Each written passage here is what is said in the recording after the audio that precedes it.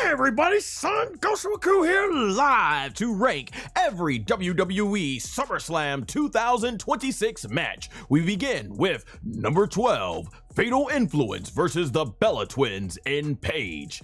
All right, so when it comes to this match, basically, listen, I think the Bella Twins are good. Paige, awesome. She completely revolutionized the whole WWE to where we are modern day when it comes to the women. And Fatal Influence are definitely on their way up. The heat they got when they debuted, phenomenal. And yeah, they definitely did the right decision having, as you can see in the graphic right there, having Fatal Influence be the ones to go over because they are the upcoming new talent. And I think WWE always should focus on that new talent. So right on right there with that. It was unfortunate this match. Brie Bella got injured early, and I still stand by, like, I think they maybe should have made a pivot because I guess and obviously this whole match, like I said, the match was what it was. It was all right, something you'll see on Raw and SmackDown, but I can't say it stood out as a big all-time SummerSlam classic, that's for sure. But man, this was all about getting towards the end, which was the Bella Twins turning on Paige and the heel turn. And I think most long-term WWE fans could see a whole mile plus away. And so that's what we got here. And so when it came to doing something like that, the whole thing here is you see Brie Bella was holding her shoulder and could only do like little stumps and everything. I wonder if they should have just pivoted and been like, okay, let's not even commit to that finish. Let's first wait until we know for sure Brie Bella is going to be okay. So you could just have Nikki Bella, swap Brie out for Nikki. Nikki and Paige will continue being a tag team until Brie gets better. And then once Brie gets back, you have Brie and Nikki do the heel turn. Because I think this is, like I said, possibly setting up to AJ Lee returning and being able to team up with Paige against the Bella Twins, rekindling their whole rivalry from almost over a decade ago, right? About almost 11 years ago. I think that's when they were doing that feud, like during late 2014 to 2015.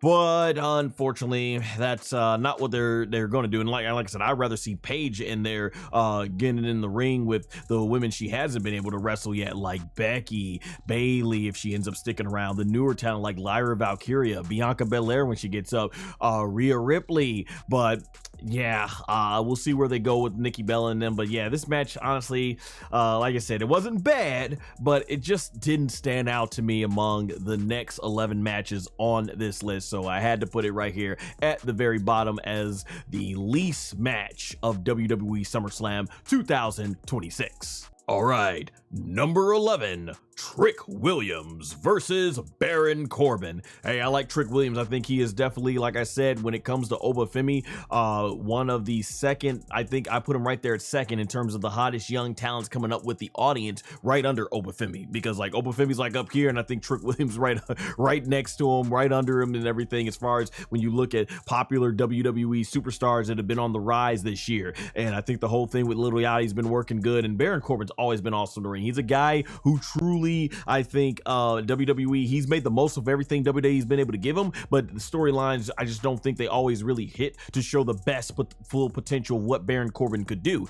So when you put Baron Corbin and Trick Williams in the ring, once again, I don't think this match really stood out, definitely compared to everything else. It was better than the first match I put on this list, but yeah, Baron Corbin, Trick Williams, I just felt like the story of this match felt more about Little Yachty's involvement, and you see, as you can see with the graphic I use, him going through the table there, that's kind of what it felt like, versus when it came to Baron Corbin and Trick Williams. I don't think this is like gonna, once again, it's not gonna go down as an all-time SummerSlam classic. And like I said, Baron Corbin's had some really awesome matches, but yeah, and then the ending, I was kind of feeling sour on the ending, honestly, as I was saying in my review, because when you look at Trick Williams and how over he is with the audience, and listening to what Triple H was talking about on the post show about, you know, the reactions, it almost like felt like, is it a thing where, okay, we're moving Trick Williams away from the United States Championship picture to move him up to bigger and better things? Well, that's going to depend upon on where they're going with it, because I don't see they're going to put him in the world title picture right now. That's being occupied by CM Punk. That's being occupied by Kevin Owens, obviously. So, you know, I'm thinking they want to build up Trick Williams some more. So we'll see what they got in store for him. But hopefully this is not a thing where it's like, okay, well, Baron Corbin, in the couple of weeks that he's been back, has proven to be much more of a bigger deal in terms of crowd reaction reactions and everything, so we got to put the title on him and take it off of Trick Williams because it's just not cutting the mustard or anything. Like, hopefully that's not the case, because I mean, you hear those reactions out there, Trick Williams, and I think he's done his fair share in the ring as well too. So we'll see where this ends up going, but yeah, I mean, at least Baron Corbin's getting a renewed push, and this hopefully creates better things for him in WWE than last time, and hopefully, like I said, Trick Williams is not going to be just pushed to the side, the back burner and everything like they've done with Carmelo Hayes. Like, it's crazy. They've done the same exact storyline where they've got him and Trick Williams and Carmelo Hayes doing a feud with them based on their history in NXT, and then they just like a couple of weeks before WrestleMania, they just throw Carmelo Hayes to the side, and it's like, what happened here? And then throughout the rest of spring, they're feuding, and I'm like, okay, this is going to culminate in a big SummerSlam match. No, we just throw them aside for a couple of weeks and have Baron Corbin come in, and even Baron Corbin himself said he felt Carmelo Hayes should have been involved in this and everything. So I don't know what's going on here. We'll see. But yeah, overall, I had to put this at number 11. So those are my two matches that didn't make the top 10 lists. All right, well, we're going to begin the top 10 lists. All right, so number 10, Danhausen versus Dominic Mysterio in a Human Monies on a Pole match. All right, I know that honestly, for a lot of people, this had to be their number 12 entry, right? The bottom of the barrel, the least. Like, if you could do a negative 12, this is probably where this is going to rank. But here's my thing. So hear me out. I thought this made top 10 because, if for nothing else, I was entertained. Like, if I'm remembering my emotion during the match, like I said, with the Fatal Influence and Bella Twins and Paige match, I was kind of sitting there like, and then I'm like, once we get to the heel turn, I'm like, yeah, I saw that coming a long while away. As I was watching the Trick Williams and Baron Corbin match, I was like, yeah, I'm like, okay, this is decent, all right, okay. And then once basically you got to the finish, I'm like, what? They actually took it off? I was flabbergasted by them taking the US title off of Trick Williams. In this match, I actually got a few chuckles. I was mildly sports entertained, if you will, for this. Like, there was some parts where I was like, okay, all right, that's pretty fun. Like, okay, that's pretty cool seeing the mini Danhausens come out and stuff. I know one of them used to be El Torito and stuff, so yeah, I mean, it was fun for what it is. You knew not to take this match coming in seriously. Like I said in my review, anyone who thought this was going to be a wrestling clinic, I mean, I don't know what you're expecting. I mean, like, what in Dan, the way they utilize Danhausen, what in that history would say elsewise? But overall, I thought for what the match was, it was entertaining for what they gave it for. I would love to see Dominic Mysterio used in a much more prominent way. He is the last person to defeat John Cena on a PLE, and they didn't do anything with him. And those are the decisions when you see with WWE, it gets like, man, why are they doing certain things and then not following up with it? Like, what's the point of doing it if you have no plan, no follow-up? Like why? But yeah, I guess this was their plan, and follow-up was to culminate here at SummerSlam, and it is what it is. But I still stand by it when I say I think Danhausen has been absolutely utilized really well by WWE, more than AEW ever did, really capitalizing on him for mainstream attention with what happened with the NBA and the Knicks, from utilizing him as something as like a merchandise machine and stuff. Very well utilized, I think. You got Joe Hendry coming in here for a cameo. So yeah, I mean, overall, like I said, it was entertaining enough, I thought, more than the previous two matches, and I think I'll remember it more than the previous two matches that I talked about on this list. That being said, it's at number 10, and it did not stand out among our next 9 matches.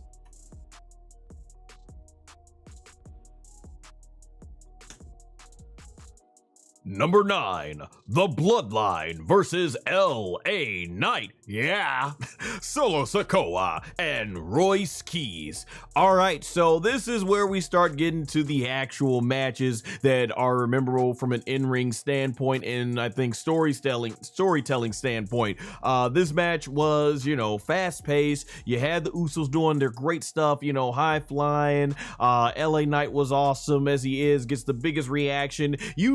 they know LA Knight gets a big reaction because they had the graphic for the meter already ready. It was already right there on screen. So that's them to me acknowledging that they are well aware of LA Knight's response because they knew it was going to be loud. So hopefully a big push will eventually follow in a world title run. That being said, it was cool. Royce Keys looked dominant, but to me, the standout was Solo Sikoa with his face. He was like, and he's like, let's run it back.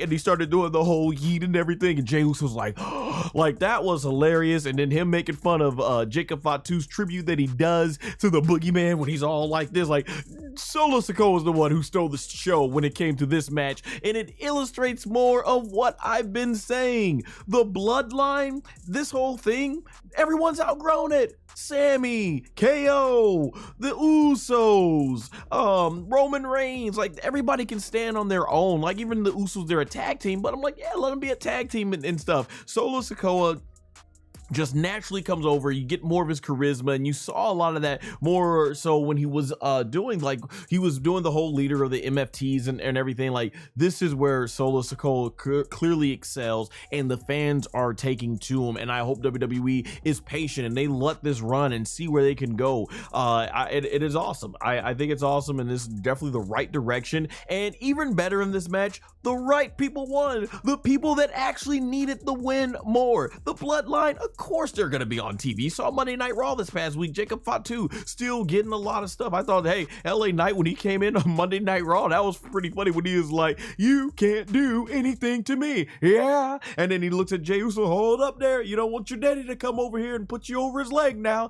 And he does that to Jay, and Jay's like, and then LA Knight's, I'll see you fellas later. Yeah.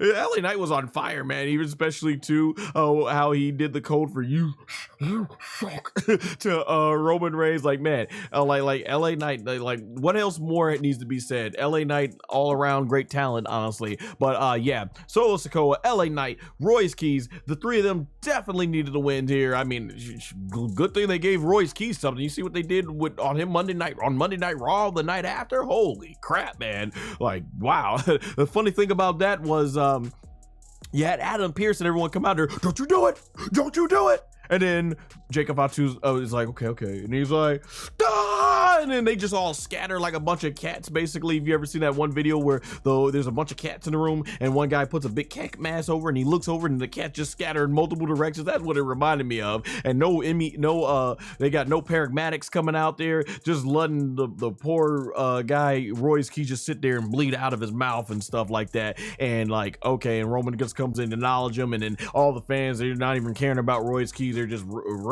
throwing their ones in the air. Like, wow, man, they really sacrificed Royce Keys, didn't they, to get Jacob Fatu recovered from this loss here. So I mean, at least they gave him something big before the inevitable here, go out there and make Jacob Fatu look really good at the end. Like, wow, okay, so that was something there. But yeah, other than that, yeah, overall, this is, like I said, I thought this match was fun. Once again, not going to be remembered as a SummerSlam classic, but it did absolutely everything it needed to do. And for that, it's good, and definitely I think we're the top 10.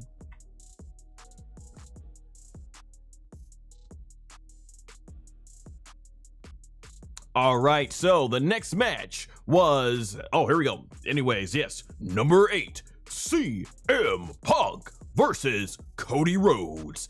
All right, a little bit early on the list, honestly, for this one. And yeah, this match, though, overall, I did think it was good.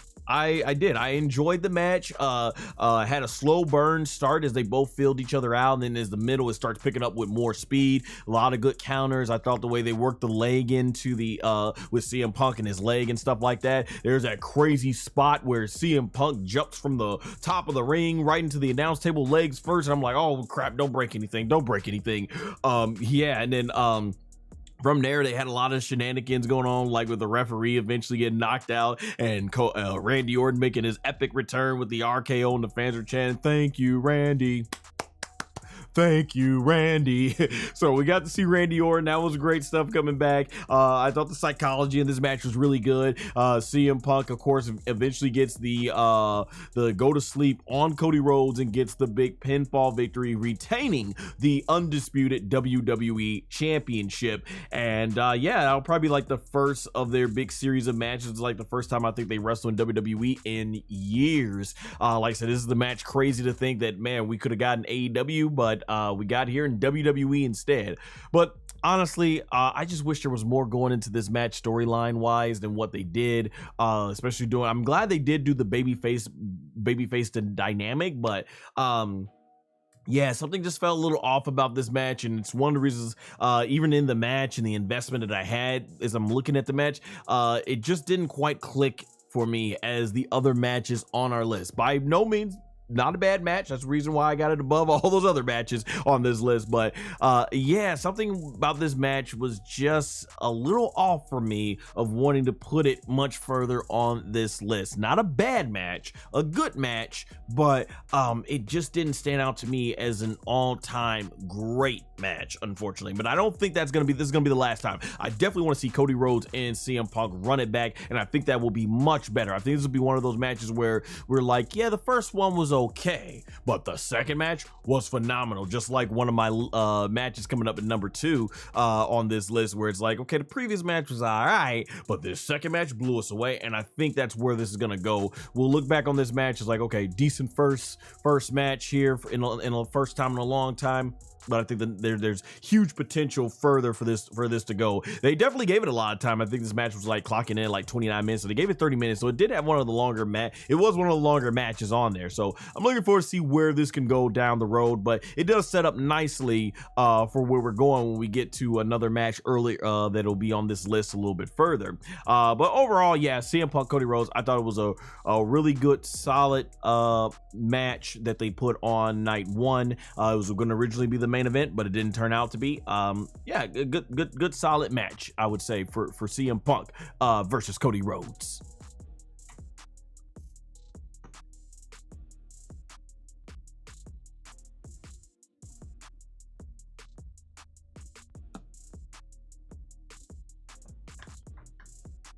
Number 7, the Ring General Gunther versus Nick Aldis. All right, so you knew things are going to be popping off once Nick Aldis came out to an Oasis song. So, man, they ended up going ahead and going full throttle in terms of licensing music. I don't know if it's going to be on the replays or not. You know, that's something that Tony Khan does a lot. So, yeah, they went all out to make Nick Aldis appear as a big deal here, and it was a big deal. This is his first time in 3 years. Like I said, I haven't heavily followed his career, but I do remember his Magnus and TNA and everything. He had his wife Mickey James and his son there, so that was really awesome. And Gunther, always you can depend on having a great match, and that's what this match was. This is a great pro wrestling match. Everything, the psychology, the timing, the pacing, everything just really worked here really well, to the point that I thought it was actually a little bit better than the CM Punk and Cody Rhodes match. Like, this is good. The crowd energy as well. Like, they were fully into this the whole way through, where they were chanting, you know, you still got it, even though, you know, he's not that far removed from being in the ring, and he's only 39. So, you know, he hasn't really aged out pro wrestling wise yet and stuff like that. So yeah, Nick Aldis, he got in the ring and hadn't missed a step. Hadn't missed a beat, looked phenomenal, and I hope this match right here opens WWE to be like, yeah, we need to get this guy on more PLE matches. This guy needs to wrestle more. Didn't embarrass himself, absolutely not. Nick Aldis looked phenomenal in there, and he went toe-to-toe with the Ring General Gunther, and now you know this guy can go toe-to-toe. It made sense, you know, from an in-ring storyline standpoint, and it made sense that Gunther went over, because you got to justify Gunther being the last opponent of Bill Goldberg, John Cena, AJ Styles. So it made sense that Gunther went over here. I thought they were gonna have Nick Aldis pass out, but he didn't. They instead had him tap out and everything. But this did what it needed to do to introduce the WWE audience not familiar much with Nick Aldis and show that, yeah, this guy can actually go as the general manager. And it hopefully, like I said, it shows WWE management that, yeah, this guy is good, and we need to get him on more PLE matches. matches. Heck, we need to get this guy on more matches, and I would love to see it. But yeah, what you got out of here was a great pro wrestling match. You know, it's not super fancy, but two guys getting in there, chain wrestling, doing some big slams, some good grapples, a lot of good in-ring psychology. Yeah, this match had it from that standpoint. And yeah, I had, like I said, I had to put it at number 7 for this, and I thought it stood good. So getting a little towards the middle of the card here and everything for it. Yeah, so yeah, really good match.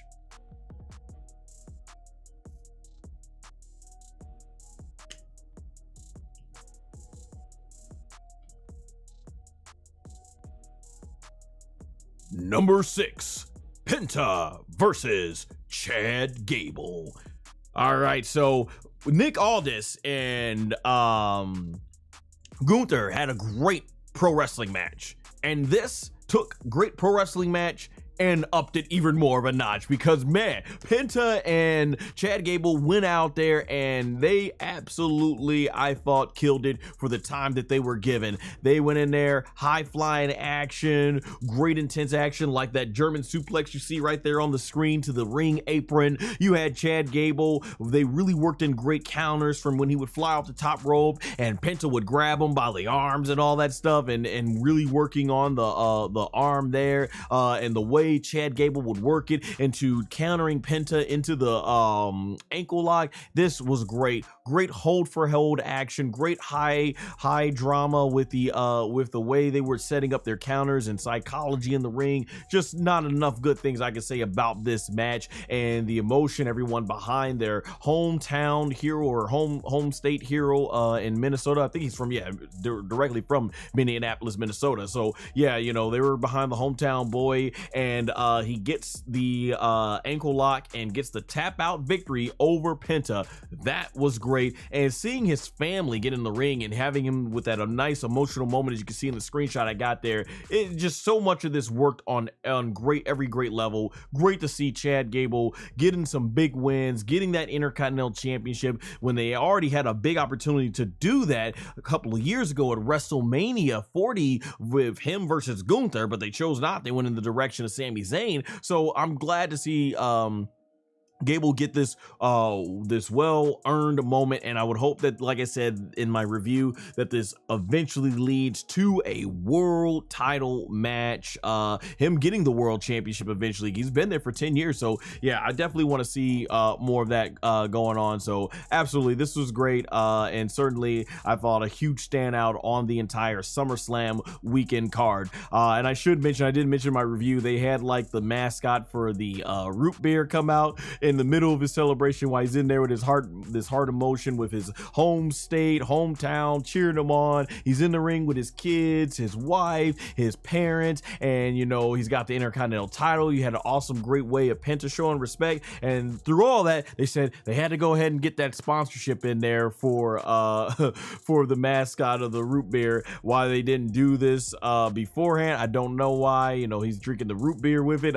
Yeah, that's quite the placement they chose for that. But beyond that, I don't think it will take away from that heartfelt moment, this great match, and certainly one that I thought was definitely worthy to be higher on this list for sure. And now we will begin our top 5 matches.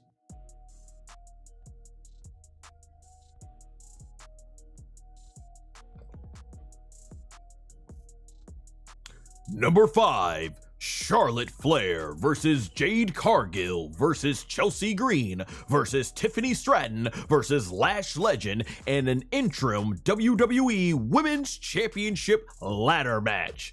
All right, so this ladder match I thought was fun. It's not going to be the greatest ladder match of all time, but it was still a fun ladder match. Much respect for the risk that these women did take. As I mentioned during my review, had some unforeseen circumstances that came up, so it was kind of distracting. So I was trying to keep an eye on the match as much as possible, and from what I saw, I thought it looked pretty good. I did go back and watch this match for the purposes of this live stream, and I can definitely say my suspicion was right. This was a fun fun ladder match to watch. So yeah, it looked great. Jade Cargill coming out with her Prince gear since they were in Minnesota was great. The baddies are also representing Prince. The crowd reaction, the audience reaction, insane for Chelsea Green. And this is actually what was it, Tiffany Stratton's hometown. She's from Minnesota, and I think she came out representing colors, I think they said, of the Vikings and everything for the football team and stuff like that.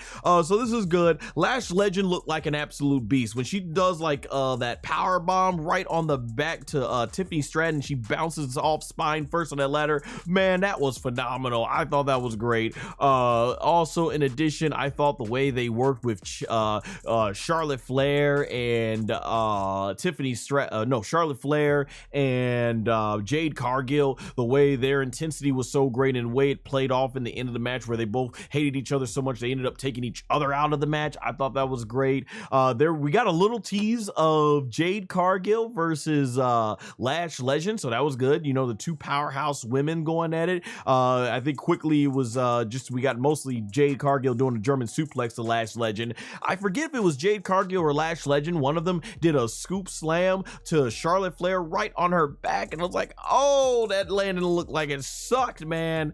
And there's one part in this match where Charlotte Flair is dingling in the ring, hanging and stuff from the top, and it looked like it's a good 15-20 foot drop, and I was like, oh man, I hope they catch her, because the last thing she needs to do is land on them legs,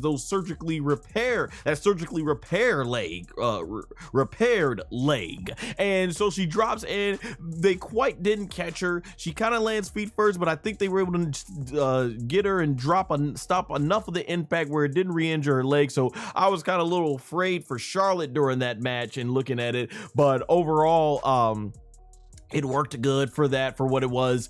And then when we get to the part where we get towards like the end, where Chelsea was knocked out because the baddies had jumped her and everything. Like I said, Charlotte, oh yeah, I gotta mention this part of the moment when Chelsea Green pushed the ladder over. I think I got her, pushed the ladder over similar like that. And she ends up, Tiffany Stratton ends up doing the Swanton bomb onto the other women. That was a great spot. But yeah, how Chelsea was just dangling there upside down, and when everybody's completely wiped out, they zoom in on her face as she's like coming to, and the audience just riling up, getting cheered for her, and then she's like, oh, this is my chance, and she climbs right up and grabs the championship. Phenomenal moment. Absolute phenomenal moment. You see the audience reaction there if you're watching the horizontal version of this. I got the victory pose there with her on the championship, so this is cool. And even better, I love that Michael Cole did announce that this right here for Chelsea Green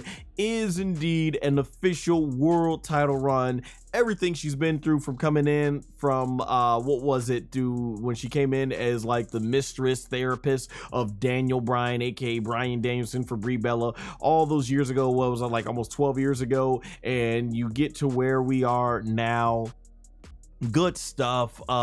Everything she's been through with TNA, all the injuries, coming back and forth and everything. Good stuff, man. I am so glad for Chelsea Green. It was a great feel-good moment. So this is one of those matches where it's like, you know what? It was fun. Like I said, I've heard a lot of people say it wasn't a great all-time ladder match. No, it wasn't. I'll agree with that. But it was still a fun ladder match. These women worked hard. They utilized the ladder, utilized the time they were given, the audience reaction, and all of it, how it culminated to this feel-good moment of Chelsea Green finally becoming the world champion in WWE, even if it's only going to be for a little while, even if they're going to squash her when Rhea Ripley comes back. This is a big moment they'll never be able to take away from her, and I'm so happy to finally see Chelsea get her moment. I mean, shoot, I remember her back on Tough Enough getting cut, and it's like, man, what more does she got to do to make it to WWE? Well, she's finally made it to WWE, and we can now say she's literally on top of the mountain as the WWE Women's World Champion, interim, but Women's World Champion nonetheless.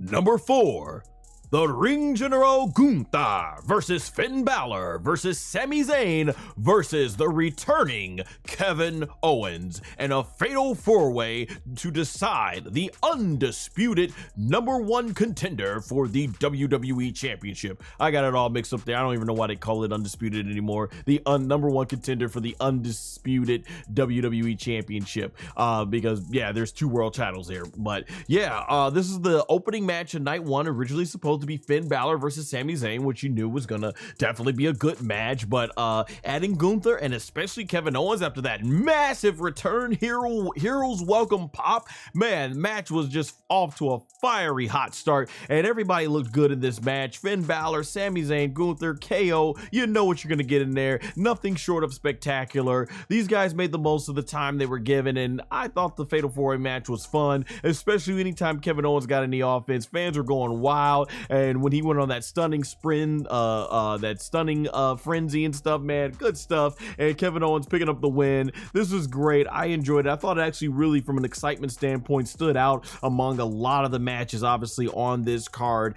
It was great fun, and the realization Kevin Owens is back, the emotion of what he's gone through to get back here. Once again, really awesome that he was able to go ahead and shout out Rebel. That was awesome with what she's battling with the ALS and everything. So that was awesome. Everything from Kevin Owens' return to the match to what he said in his post interview, and like I said, giving a shout out to Rebel.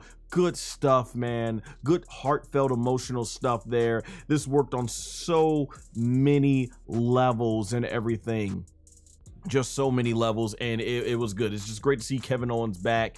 And now the realization, as I mentioned, Kevin Owens versus CM Punk to build off their history when they were in ROH in the Indies. I know a lot of you who are longtime Kevin Steen fans have been looking forward to this. Those of you who have followed him more so since he was Kevin Owens in WWE, like myself, I know, hey, this is something we've always been wanting to see in WWE. So there's so much that works well with this and how it sets up the future for SmackDown. So yeah, a lot of this just really worked very well. And yeah, I can't say enough good things about this one.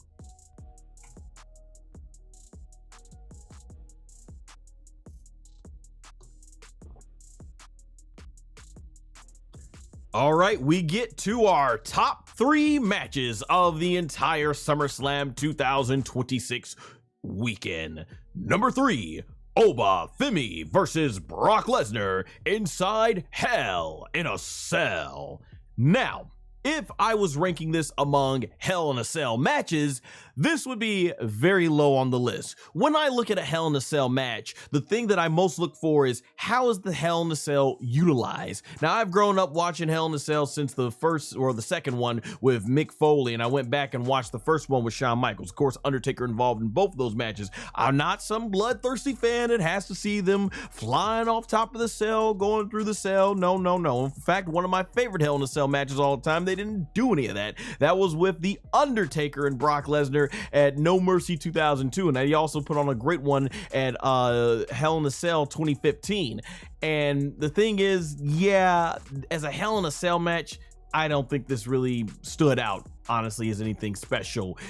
Even Brock Lesnar, like I said, those 2 matches he had with the Undertaker, I thought were far better than this as a Hell in a Cell match.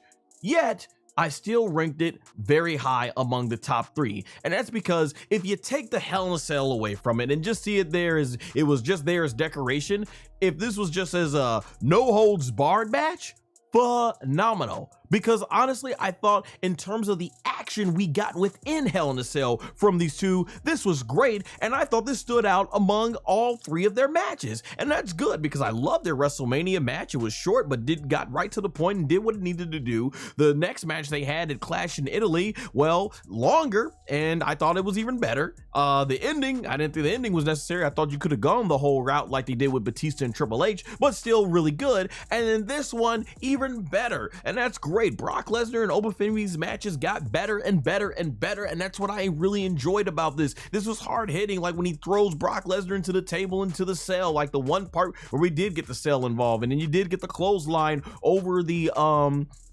over the ropes from Oba Femi to Brock Lesnar, and Brock goes right into the back of the cell wall. Those are like the only 2 times they came in, but the devastating steel chair shots, Oba slamming Brock Lesnar all around, Brock doing the F5, the part where he rips apart the ring just like he did in his 2015 match with the Undertaker in Hell in a Cell, and doing the actual tombstone, good stuff. And then Oba kicks out, and then he pops up and does the fall from grace power bomb to score the 1-2-3 clean on Brock Lesnar. Was good.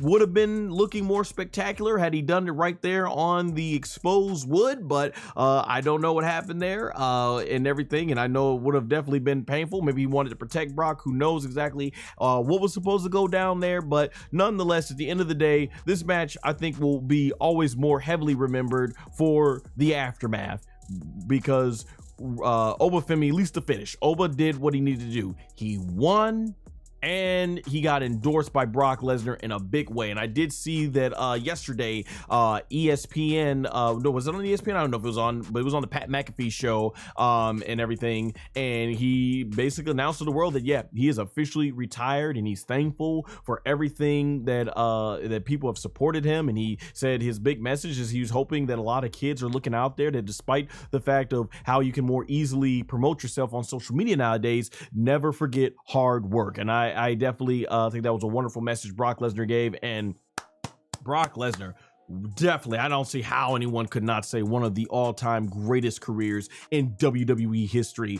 We will probably never see anything like Brock Lesnar again in WWE. So, man, I've been following his whole career from 2002. Now, will this be in? Who knows? When the Saudi Arabia WrestleMania comes up, if Brock ain't on there, then it's probably done, but we'll see from there. Overall, though, the big thing is this match did what it needed to do. A passing of the torch moment for Oba Femi, just like how The Rock passed the torch to Brock Lesnar at SummerSlam 2002. Very fitting that Brock Lesnar passes the torch here at SummerSlam 2026, almost a quarter century later, to Oba Femi. So, like I said, this did what it needed to be done, and I thought it was great. I mean, I was very close to making this my number 2 best match of the weekend. That's how much I enjoyed this match. And yeah, it's unfortunate. It feels like sometimes that's what we get with those Hell in a Cell. We haven't gotten it much during Triple H's era of booking, because the Finn Balor versus Edge match at WrestleMania 39 was really good and utilized the cell more. The CM Punk versus Drew McIntyre match utilized the cell more. It was brutal, it was bloody, is exactly what you expect out of Hell in a Cell. This one, like I said, this was a great match that took place inside the Hell in a Cell. So not a very good Hell in a Cell match, but a very good match that took place inside Hell in a Cell, barely utilizing the cell itself. So yeah, it is what it is. This could have easily been a no holds barred match, and they could have called it a day and done the exact same thing. But yeah, this match is going to be very historically remembered. You know, this is matches that you hope years from now you'll be able to look back and be like how they were able to constantly reference The Rock versus Brock Lesnar. This is a match that I hope you can constantly reference for Oba Femi. He got 2 big wins over Brock Lesnar at WrestleMania and SummerSlam, so it don't get much bigger than that. Yeah, they had a little blip on the road where he lost to Brock Lesnar, which I don't think was necessary, but at the end of the day, it is what it is. These are the 2 matches that will be most remembered for Brock Lesnar and Oba Femi, and Brock going out of his way to endorse Oba was great stuff. That means something. Triple H has said that Brock worked with Oba several hours, so he really saw a lot in Oba Femi. So yeah, like I said, enough. I can't say enough good things about this match once you get past the Hell in a Cell was not even utilized in this match, but it did enough to make the top 3 for me for sure.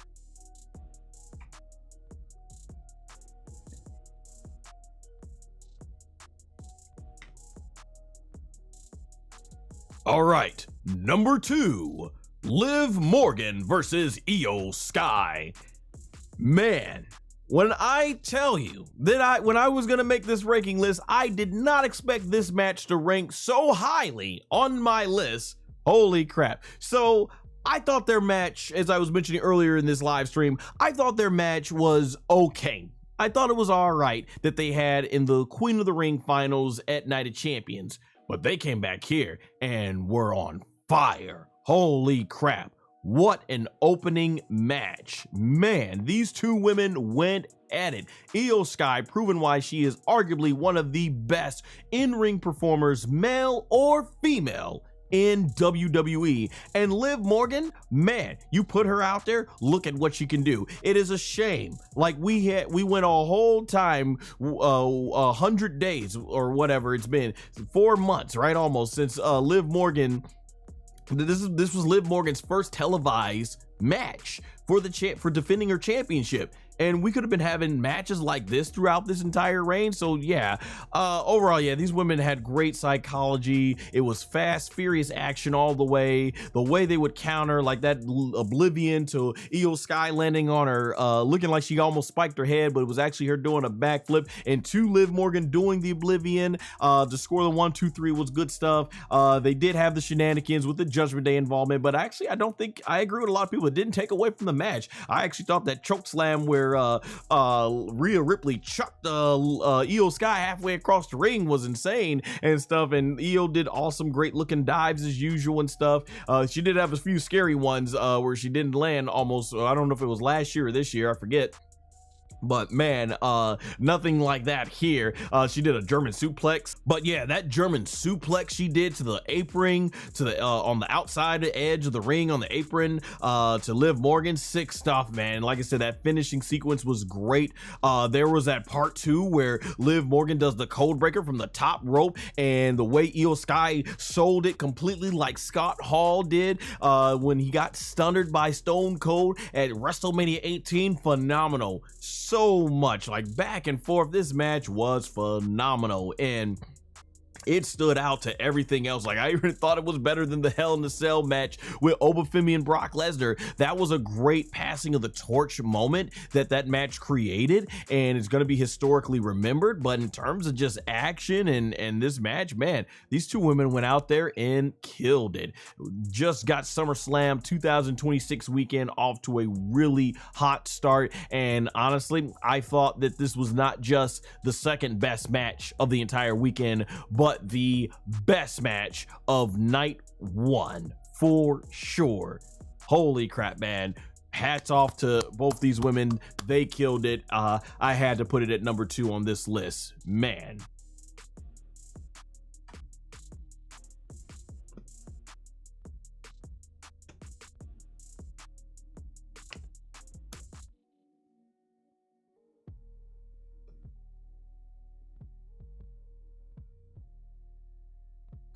All right, and now we enter the number 1 entry on this list: Roman Reigns versus Seth Rollins.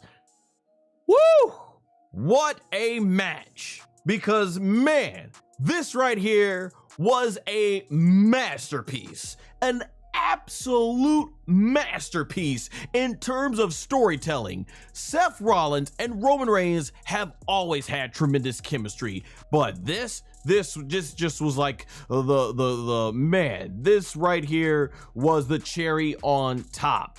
Holy crap. The back and forth action, the trash talk, the storytelling, even the opening match. This is very much like the CM Punk and Cody Rhodes match. This started off slow as well, as they had this filling out process, but the story and the way it played out, man, like how Seth Rollins was constantly always one step ahead of Roman Reigns, and the way Roman eventually makes a comeback towards the middle of the match. You had the Attitude Era style brawling. You had the part where I thought was really cool, where Seth Rollins tries to spear Roman through the barricade, and he catches him in the guillotine, turns it into a power bomb, and Seth Rollins like, nah, I'm not gonna let you outdo me. I'm gonna power bomb you through the announce table, playing up off to their time in the Shield when they would do the triple power bomb through the announce tables. Good stuff, man. When they get in the ring and they're paying tribute to Jon Moxley, where Seth Rollins does that part where he goes into the rings and repels himself off into the clothesline, and then Roman Reigns comes back with a paradigm shift, aka the Dirty Deeds. Man, this was great. This was awesome. You had so many near falls. Oh, I remember my review. I thought the near falls in this match was insane. How they were able to master those kickouts at 2 seconds, 0.99%. Oh my gosh, it was crazy. And the audience was fully invested. The audience reaction, man, you didn't know when it was gonna win, where it was gonna go. You had Roman and Seth doing each other's moves, the curb stomps, the spears, man. It was just great, and they kept playing it up like there's gonna be interference, but there was none. When the referee Charles Robinson gets knocked out, like, how's this gonna end? And one of the most powerful parts of the whole match, when Roman got that steel chair up and he wants to whack Seth Rollins, but he has that moment where he's like, no, he said, I gotta do this. We're gonna do this one-on-one. And that was his way of letting it go and just basically like, let go of the past. Let's do this the right way. And eventually Roman gets that spear on Seth Rollins and gets the 1, 2, 3 to finally bring true closure to this whole 14-year storyline with him and Seth Rollins, closure to that whole 12-year thing with the chair, and the way at the end Roman gives respect, putting the fists out, and then after he puts the fist, he puts the fists out and everything, and then from there Seth puts his fist out and they do the shield, and they put the mask down there, which I heard is something that Vince McMahon was not a fan of those masks, but they put it down because Vince is not there anymore for working as the creative in WWE, and you know, kind of like representing John Moxley, who's in AEW now. I thought that was great. Everything worked well with this. This is like as perfect of a match you can get. Nothing is perfect in life, not even matches. And this match definitely wasn't perfect, but it was, I thought, as perfect from a storytelling standpoint as you can get.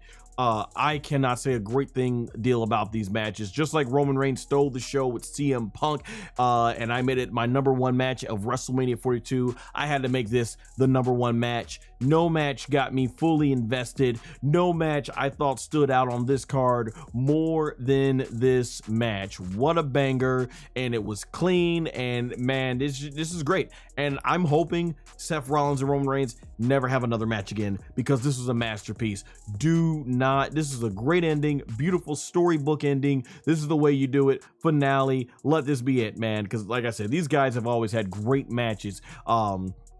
I love their match at Money in the Bank 2016 when Seth Rollins got the clean win over Roman Reigns, and then John Moxley as Dean Ambrose cashed in. We got that part where all 3 Shield members were the champions in one night. I thought their triple threat match, the Shield triple threat match at Battleground 2026, was phenomenal. I thought Seth Rollins and Roman Reigns had a great match at Royal Rumble 2022. Even though they'd had the DQ finish, the match still worked really well. And I thought their triple threat match last year at WrestleMania 41. Oh man, phenomenal with CM Punk in there. Like, these guys always put on bangers, whether it's with each other or you add a third man to the mix in their triple threat with someone like Dean Ambrose, aka John Moxley, or CM Punk. They always deliver, but this, I thought, delivered more than any other match they've ever had, and it was enough to stand out to me as not just the #1 match of this list, obviously, but yeah, it's both the #1 match of the entire WWE SummerSlam 2026 weekend, for sure. Phenomenal, absolutely. Overall, I thought SummerSlam 2026 was phenomenal. Night 1 a little bit better than night 2. Night 2 I thought kind of got taken down a little bit because of the United States Championship outcome, and I didn't think the match stood out as much, as well as the Human Monies on a Pole match. But they weren't bad matches, and there were no bad matches at all on this entire weekend. We had either solid to good matches to even great matches, and I think that overall worked really well in its favor to make SummerSlam 2026 a memorable one. Definitely a really good SummerSlam that I think I'm going to remember, especially that main event that we got night 1, those career defining moments that we got where Oba Femi, Chelsea Green, Chad Gable. So yeah, a lot of good stuff on this SummerSlam that we'll remember. Kevin Owens' epic return. So yeah, definitely a really great SummerSlam overall, I felt. All right, that being said, guys, you can follow more of my WWE content if you want a more, in fact, if you want a more in-depth analysis of the event. Check out my review right there on the screen, or check out in the pinned comment below, along with the description and pinned comment, also having all of my social media platforms. Until next time, guys, take care.